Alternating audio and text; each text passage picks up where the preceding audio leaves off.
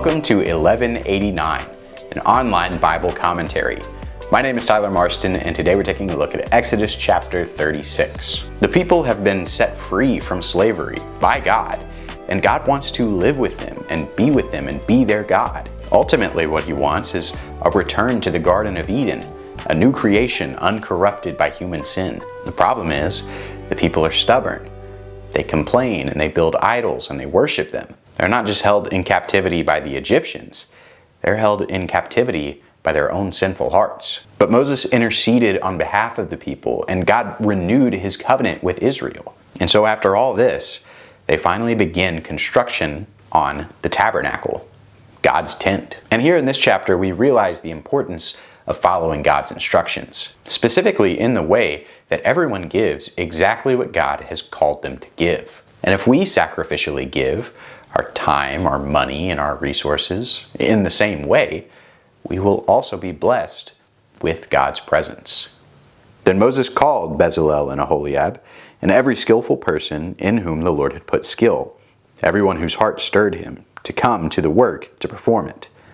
They received from Moses all the contributions which the sons of Israel had brought to perform the work in the construction of the sanctuary, and they still continued bringing him free will offerings every morning. So we see here that work is beginning on the tabernacle, and Bezalel and Aholiab are the overseers of that construction process. They put into service all of these skilled workers, and that word that's translated as skilled literally means wisdom. The skilled people are literally people with wise hearts. And it again serves to parallel the tabernacle, God's presence living with the people, with the Garden of Eden. The problem there that ruined the garden was Adam and Eve acting unwisely. They defined good and evil on their own terms, as opposed to listening to the wisdom of God. If the tabernacle is going to be a new Garden of Eden, or at least a signpost that's saying that one is coming, then the people who construct it should also listen to God's wisdom and act wisely. Now, while all this is going on, the people in the camp keep bringing supplies to these skilled, wise-hearted workers, and they're doing it of their own accord. And all the skillful men who were performing all the work of the sanctuary came, each from the work which he was performing. And they said to Moses, "The people are bringing much more than enough for the construction work which the Lord commanded us to perform." So it turns out that the people are giving so sacrificially that they end up giving more than what's necessary. The workers have too many materials and they don't need any more. Obviously, this points to the generosity of the people and how willing they were to give up their own possessions to build a house for God. But also notice that Bezalel and the others don't take advantage of that generosity. They don't start putting extra decorations on the tabernacle or trying to make it bigger, because that's not what God called them to do. God's model was given for a reason, and adding anything to it would mean that it was no longer God's model. And this is the skilled workers turning their skill and their wisdom into action. So Moses issued a command, and a proclamation was circulated through the camp, saying, "Let no man or woman any longer perform work for the contributions of the sanctuary." Thus the people were restrained from bringing any more, for the material they had was sufficient, and more than enough for all the work to perform it. The people are so generous that Moses literally has to command everyone not to give anything else. And it's because God has provided.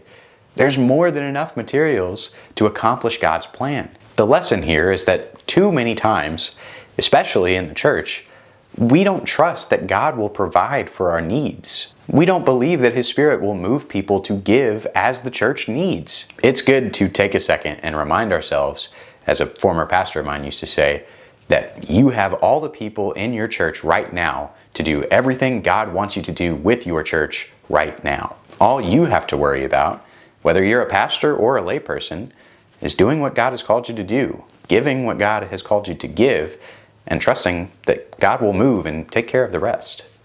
Now, the rest of this chapter is nearly word for word identical with Exodus 26, except for the fact that all the verbs have been changed from the future tense to the past tense. Every instruction God gave about the tabernacle is followed to a T. We remember all the curtains used for the layers of the roof. They had those linen curtains used for the ceiling that was spun with the blue and the purple and the scarlet material, and how it was decorated with cherubim. And on top of that were the curtains of the goat skin, and the ram skins dyed red, and the porpoise skins on top of that. They were used for durability and weatherproofing.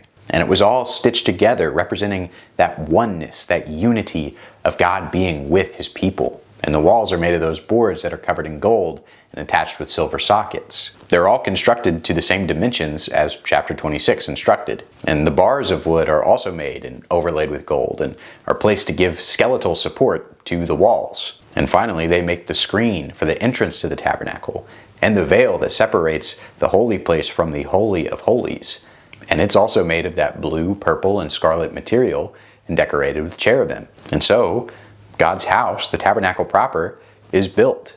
And God is going to live with his people despite all the ups and downs. This chapter highlights the importance of following God's instructions. It's crucial to follow instructions anytime you're building any sort of architectural structure. If you don't, the whole building could collapse. But it's also crucial to follow God's instructions so that no abuse of trust or generosity can take place. And not to mention, they wouldn't have had any materials to build the tabernacle with if the people didn't obediently give everything that God had called them to give. And all in all, that's what it means to be wise-hearted, to realize that God's instructions are for his good and for my good and for your good. When we follow him, no matter what it costs us, no matter how much effort we spend, it's worth it. And it allows us to experience his glorious presence. Thanks for watching 1189. I hope you have a good day, and God bless.